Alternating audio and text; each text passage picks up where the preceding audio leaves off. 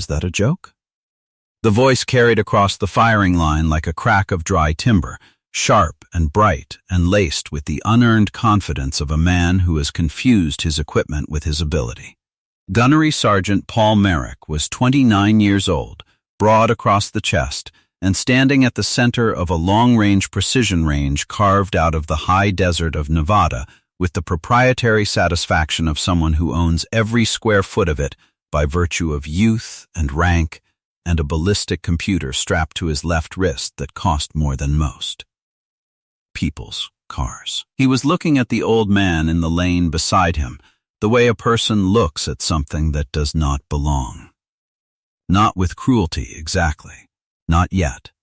But with the reflexive contempt of a specialist who has encountered an amateur in a professional space and has not yet decided whether to be amused or annoyed.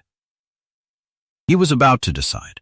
Walter Foss was 79 years old, and he was standing at Lane 7 of the Consolidated Long-Range Marksmanship Course at Fallon Naval Air Station with a bolt-action rifle resting across a worn sandbag rest, and he looked like someone's grandfather who had taken a wrong turn on the way to a hardware store. He wore a faded canvas jacket, the color of old sage, work trousers with a horizontal crease worn into the fabric from years of folding the same way, and boots that had been through more weather than they cared to discuss. His white hair was cut short and clean, his hands settling the rifle into the rest with a deliberateness that was not slowness but precision, were the hands of a man who had performed this particular motion so many times that it had passed through the category of skill and become something closer to reflex. The knuckles were like polished stones. The fingers settled the stock with the final. Certain pressure of a thing fitted into its natural place. He did not acknowledge the gunnery sergeant's question. The rifle itself was the source of the comment. It was a bolt action of a make that had not been in production for 30 years. Its stock worn smooth along the grip and cheekpiece from 10,000 repetitions of contact, its metal surfaces marked by decades of weather and use. The scope mounted above the receiver was older still, fixed power, no illumination, the exterior housing showing a patina of surface oxidation that had prompted the word rusty from Merrick and elicited the laughter from the 4 Marines standing behind him. The rifle looked like something rescued from an estate sale. It looked like it belonged in a display case behind glass, not on a live firing line at a precision range where the other competitors carried rifles with 5-figure price tags and scopes that could range a target in 3 weather variables simultaneously. Sir. Merrick stepped closer. He had an audience, his 4 Marines, 2 Navy range safety officers, and a cluster of observers from the joint marksmanship training event that had drawn competitors from 3 services to this range for the week. Sir, I need to ask, that scope. Is that a fixed 4 power? Walter Foss looked up. His eyes were pale blue, the color of a winter sky, with a depth that absorbed the question without reflecting the condescension back. He studied Merrick the way a man studies a forecast he has already accounted for. It is, he said. His voice was a low rasp, gravel shifting down a dry hillside, fixed 4 power. Merrick turned to his Marines. He did not try to hide the grin. Gentlemen, fixed 4 power scope. He turned back. Sir, the primary target array for this event is at 2,200 meters. The long-range challenge target is at 5,000. With a fixed 4 power scope, with respect, you will not be able to see the 5,000-meter target. You will not be able to see the 2,000-meter target clearly enough to engage it. I know where the targets are, Walter said. Sir, I read the range brief. Walter settled his cheek back to the stock. All of it. Merrick looked at his Marines. One of them, a corporal named Diaz who had good instincts and slightly worse impulse control, said, loud enough to carry, maybe he's shooting at a different range. One with bigger targets. The laughter that followed was not unkind exactly. It was the laughter of people who have found something absurd and are not yet aware that they are the ones who will look absurd before the morning is over. Merrick crouched beside Walter's position and looked at the rifle from a distance of 2 feet. He looked at the scope. He looked at the ammunition on the mat beside the sandbag. Hand-loaded, he could see that, each cartridge seated to a consistent overall length, the brass showing the careful preparation of someone who had done this 1,000 times. "That ammunition," Merrick said. "Is that hand-loaded?" "It is," Walter said. "What load?" Walter told him the powder charge and the bullet weight in the same tone one might use to read back a grocery list, matter-of-fact, unhurried, specific. Merrick processed this. His eyes moved from the ammunition to the rifle to the old man's face and back to the scope. "Sir," he said, "I genuinely mean no disrespect, but with that equipment, at these distances, in these wind conditions," he glanced at the wind flags at the range, which were telling 3 different stories at 3 different distances, the kind of layered crosswind that defeated ballistic calculators and required corrections that most shooters could not make from feel alone. "I think you're going to have a hard morning." Walter Foss looked at the wind flags. He looked at them the way a man looks at a conversation he has already understood the entire shape of. "The wind is tricky today," he said. "It's not just one wind. It's 3. Merrick waited for more. There was no more. He stood. "I'll ask range safety to move you to a shorter course of fire," he said. "The 500-meter, I'm fine here, son." Something in the way he said it. Not anger. Not defensiveness. Simply a statement of fact so settled that arguing with it would require arguing with gravity. Merrick looked at him for one more moment, then stood to his full height, looked at his Marines, made a small gesture with his chin that communicated volumes about what he expected the morning to produce, and returned to his own lane. The Consolidated Long-Range Marksmanship course at Fallon occupied a valley floor and a rising bench of hardpan desert scrub the Navy had been using for precision work since the early 1970s. The air smelled of alkali dust and sage and spent brass. The wind flags at 500 meters said northwest at 8. At 1500 they said northwest at 12, with a left-to-right component any experienced eye could read from the fold at the flag's tip. At 4,000 meters, barely visible from the line, they said something else entirely. Something requiring correction before correction. A wind-on-wind calculation that the ballistic computer on Merrick's wrist was still processing. Walter Foss had no computer. He had a fixed 4-power scope, a hand-loaded cartridge, and 41 years of reading wind. He had a composition notebook, half-filled, cover soft from years of handling, and he had made 3 notations in it before anyone else on the line finished their equipment checks. Then he put it away and settled into the position he had settled into 10,000 times, and became very still. Merrick was watching from his peripheral vision. He told himself he was not. The first stage was the standard precision course, 5 targets, 300 to 1,500 meters, scored on first-round impact and time. Merrick was fast and accurate, his firing solution generated before he acquired each target. He was, by any objective measure, very good. Walter Foss was slower. He worked the bolt between shots with the same unhurried economy with which he did everything, his cheek never fully leaving the stock, as if the interruption of the bolt cycle were a minor comma in a sentence he was still constructing. Corporal Diaz, watching from behind Merrick's position, said quietly. Slow, the Marine beside him, said, "Yeah." Neither was watching carefully enough to notice that every round Walter Foss sent found its target. Not most of them. Every one. The 1,500-meter target took Walter 11 seconds to engage. He looked at the wind flags for 3 of those seconds, made a small adjustment to the scope's elevation with 2 fingers, and fired. The spotter said into the net, "Impact." First round. Merrick was already moving to the next stage. He would learn about it later. It was the chief petty officer running the event, a lean man named Garza with 23 years in naval special warfare, and the patient attention of someone who has watched a great many things and has learned to keep watching when other people have stopped. Who noticed what was happening at Lane 7 before anyone else did. Garza had positioned himself at the range officer's table since the opening of the first stage, watching Walter Foss. Not because the old man's shooting was fast, but because it was consistent in a way that distinguished itself from the other shooters, the way a metronome distinguishes itself from a room full of clocks.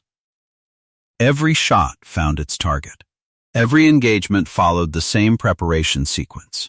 Flags, notebook, stillness, adjustment, shot. No hesitation, no hurry. The combination of those two absences produced something that Garza, who had spent 23 years evaluating shooters, recognized as something he had not seen in a long time. He walked to the 5,000-meter spotting position before the long-range challenge phase began. When that man in Lane 7 shoots the long-range target, he told the petty officer there, call it immediately on the main net. Chief, with that scope, main net, Garza said.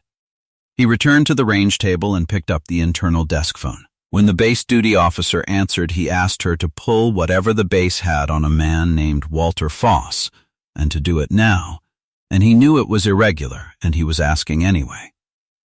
The silence that followed was professional, the kind produced by someone rapidly reassessing whether a request is as irregular as it seemed. Then, the duty officer said she would check. When you find it, Garza said, have someone bring the admiral. Chief, when you find it, he said, you'll understand. He hung up and looked out at the firing line, where the long-range challenge targets were being uncovered at the 5,000-meter berm, and where Walter Foss was completing his final notation in the composition notebook, with the calm of a man who has already done what he is about to do.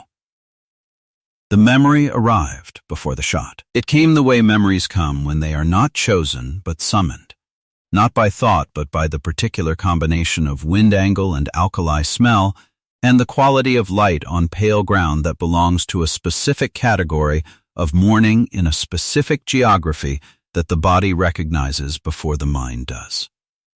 He was 22 years old. The year was 1967, and the valley was not in Nevada but in a province of South Vietnam that no longer had that name. A long open floor of dry grass and red dirt flanked by tree lines that could contain anything.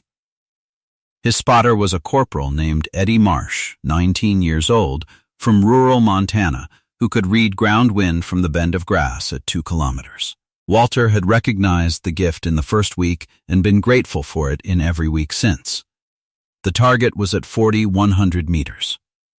In 1967, this was not a distance at which most men considered a shot possible. Eddie said none of the things a spotter was supposed to say. Call for fire, request air, find another solution. Eddie read the ground wind at 1 kilometer, the mid-range wind at 2, and the wind at the tree line behind the target, and he gave Walter 3 numbers in the flat, specific voice he used when the numbers were what mattered. Walter made 3 adjustments. He felt the wind on his cheek and his forearm and moving through the dry grass 12 feet to his left, and he understood that what Eddie had given him were the numbers for 3 separate winds, and that the solution was not one correction, but a sequence of them folded into a single point of aim. He fired. Eddie watched the impact for 3 full seconds. Then, in the same flat voice, that's it.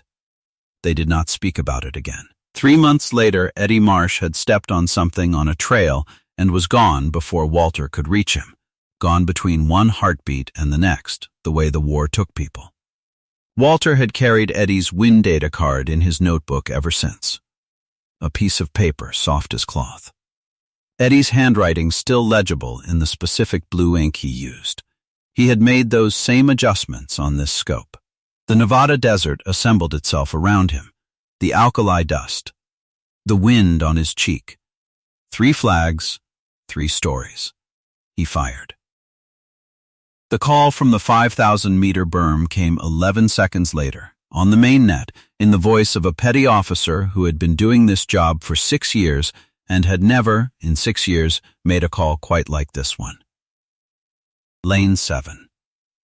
Impact. First round. 5,000 meters. The range went quiet. It went quiet in the particular way that spaces go quiet when something has happened that everyone present recognizes as outside the normal distribution of things. Merrick, who was between stages at his own position, turned and looked toward Lane 7. Corporal Diaz turned. The 2 Navy range safety officers at the line turned. Every person on the firing line and behind it turned toward the old man in the canvas jacket, who was working his bolt with the same unhurried economy he had used on every previous shot, his cheek still at the stock, his position still settled, as if the distance and the wind and the fixed 4 power scope had been minor variables in a calculation he had already completed. Chief Garza's phone rang. He answered it. The duty officer's voice was different now, stripped of its earlier professional composure, carrying the tight urgency of someone who has looked at a file and found something in it that significantly altered the nature of the situation. She said she had found what Garza had asked for. She said she had notified the Admiral's office. She said the Admiral was en route. Garza said, "Thank you." He set the phone down and looked at Walter Foss, who had moved to the second long-range target and was completing his flag observation with the same sequence: flags, notebook, stillness, adjustment. And Garza thought about what was in that file, and about the 23 years he had spent evaluating shooters, and about the fact that he had called this before the shot because he had seen, in the first stage's preparation sequence, the specific quality of attention that belongs only to people who have done the real thing and carries a signature that cannot be imitated. And he had known. He was glad he had made the call. The Admiral arrived in a single black staff car. Rear Admiral James Kelton was in service dress blues. He had changed before coming, which meant he had taken the call and understood what it meant, and had treated the understanding as a reason to present himself correctly. He came through the range entrance and walked directly to Lane 7 without acknowledging anyone else on the line. Walter Foss heard the footsteps and looked up. He saw the rank and began to stand, and the Admiral said, "Don't," with a quiet firmness that was not discourtesy but a signal that the formality was his to dispense with. Walter settled. The Admiral crouched beside the position, which was something admirals did not often do on range floors, and he looked at the rifle and the scope and the composition notebook with the expression of a man looking at something he had heard described and is now seeing confirmed. "Walter Foss," he said. "Admiral, I'm told you hit the 5,000-meter target on your first round." "I did," Walter said, with a fixed 4-power scope. "The scope is adequate," Walter said, "if you know what you're doing with it." The Admiral was quiet for a moment. Behind him, Merrick and his Marines had moved to a position where they could observe without appearing to observe, which was not as invisible as they believed it to be. The 2 range safety officers had stopped pretending to review their clipboards. Chief Garza stood at the range table and watched. "I was briefed on your file," the Admiral said. "Partially, the parts that aren't still classified." Walter said nothing. "The parts that aren't classified," the Admiral continued, "include a confirmed engagement record that puts you in the top 12 documented long-range shots in the history of the United States Marine Corps." He paused. "The parts that are still classified, I'm told, include at least 2 engagements that are on a list that the relevant community does not discuss publicly and does not expect to be able to add to." Walter looked at the distant berm. "I was 22 years old for most of it," he said. "My spotter was better than I was." "His name is in the file, too," the Admiral said. "Eddie Marsh." Walter's hands settled flat on the mat beside the rifle. the same perfectly steady hands. He was 19, Walter said. He could read a ground wind at 2 kilometers from the bend of grass. I've never met anyone else who could do that. The shot at 100 meters is in the record, the Admiral said. The record attributes it to a targeting decision made under fire. It does not describe the technical execution. It was 3 wins, Walter said. Eddie gave me the numbers for each one. I folded them into a single point of aim. He was quiet for a moment. It's the same problem as this morning. Different ground. Same math. The Admiral looked at him for a long time. Then he stood, straightened, and turned to face the range. Merrick and his Marines were standing in a loose group 20 feet back, and the Admiral looked at them with the calm, unhurried attention of a senior officer who has something to say and is in no hurry to finish saying it. "Gunnery Sergeant Merrick," he said. Merrick stepped forward. "Sir, this morning you recommended this man be moved to a shorter course of fire." Merrick's jaw worked. "Yes, sir. You recommended this because of his equipment." "Yes, sir, his equipment," the Admiral said, "is a bolt-action rifle that he has been shooting since 1964 and a scope that was fitted to it in 1971. The scope was fitted by a Marine armorer who had trained under a man who helped develop the long-range precision doctrine that your current technical order is derived from." He looked at the rifle. "The scope is not rusty. The exterior finish has oxidized. The glass is fine. The zero is fine. The man behind it just hit a 5,000-meter steel target on his first round in a 3-wind condition that your ballistic computer, which I understand costs approximately $9,000, was still calculating a firing solution for." Merrick said nothing. "Your computer is a tool," the Admiral said. "This man is the standard that the tool was built to approximate." He looked at Merrick the way a man looks at something he intends to be remembered. "There is a difference. You need to know it." He turned back to Walter Foss. Walter had set the rifle on the sandbag rest and was capping the scope with the lens covers he kept in his jacket pocket.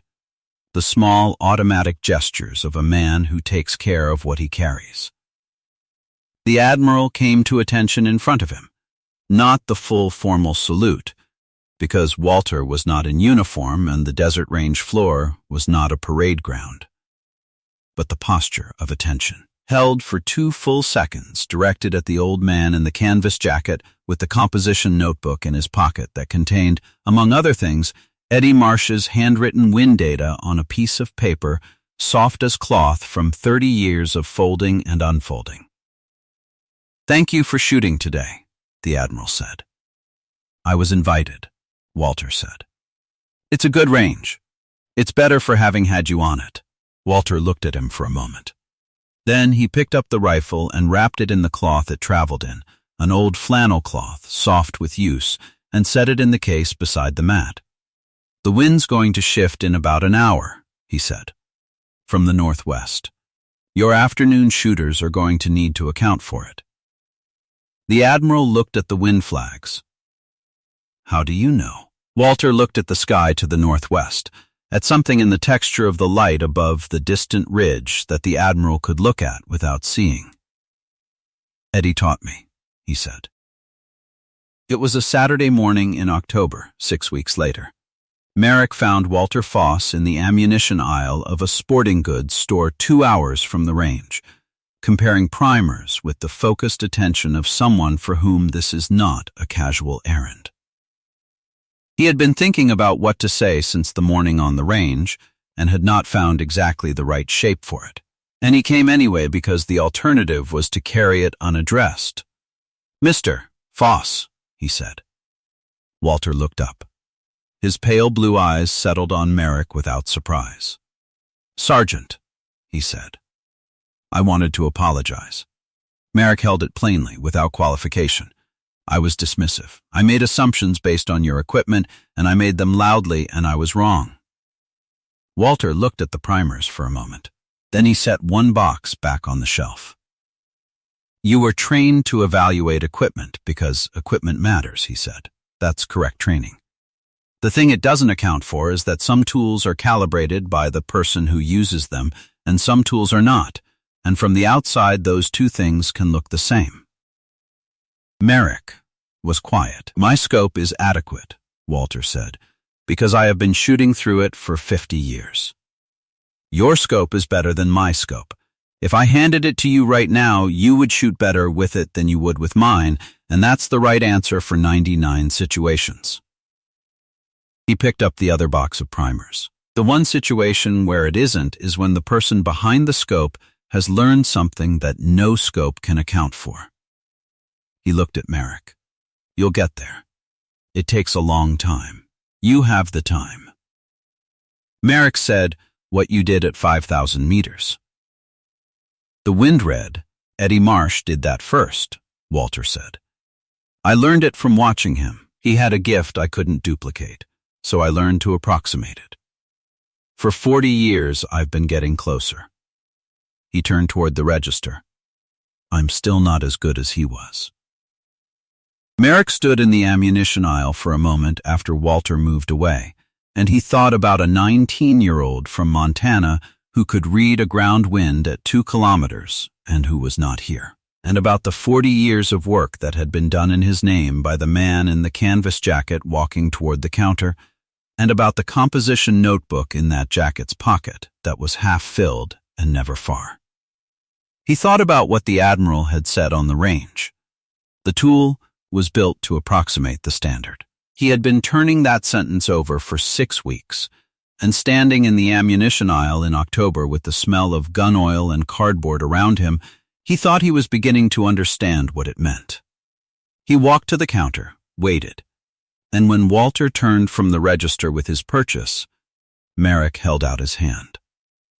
Walter took it. They shook once, brief, complete, no performance in it, and then Walter Foss walked out into the October morning, and Merrick stood at the counter a moment longer, and the Saturday went on around both of them, ordinary and unhurried. There are men and women walking among us who carry inside them a standard the best tools we have were built to approximate, developed across decades of paying attention to things that cannot be quantified. The bend of grass at 2 kilometers. The fold of a wind flag at its tip. They carry it the way Walter Foss carried Eddie Marsh's data card, folded soft with years of handling, taken out only when it matters. The scope may look rusty. Look again. If you were moved by Walter Foss's story of quiet mastery and timeless wisdom, hit that like button, share this video with someone who needs to see it, and be sure to subscribe to Veterans Valor for more stories of America's unassuming heroes.